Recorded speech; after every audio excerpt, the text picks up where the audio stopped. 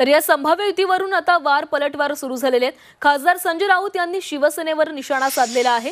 ठाकरे बंधू एकत्र आल्यास शिंदे कायमच शेतावर जातील असा टोला त्यांनी लगावलाय। काहींच्या पोटातून मळमळ बाहेर पडत असेल असंही राऊतांनी म्हटलंय। एकत्र येण्याच्या चर्चांमुळे शिवसेनेची गाळण उडाली अशी टीका देखील संजय राऊत यांच्याकडून करण्यात आली आहे।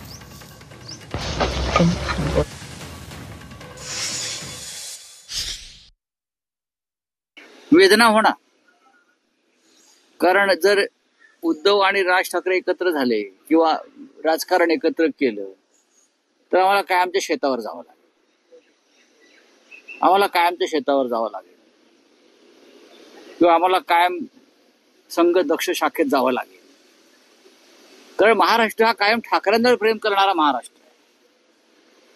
महाराष्ट्रानं सातत्यानं बाळासाहेब ठाकरे आणि त्यांच्या कुटुंबावर मनापासून प्रेम केलं, आजही करतो।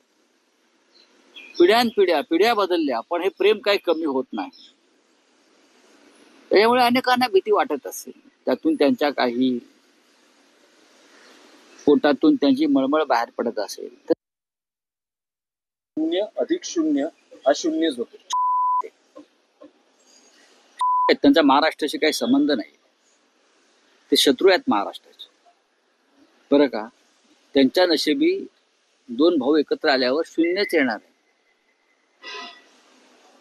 त्यांना हे नको आहे, त्यांची गाळण उडाली आहे। बघा त्यांच्या, आता बोलत नाही मी, परत मला ते कापावं लागेल।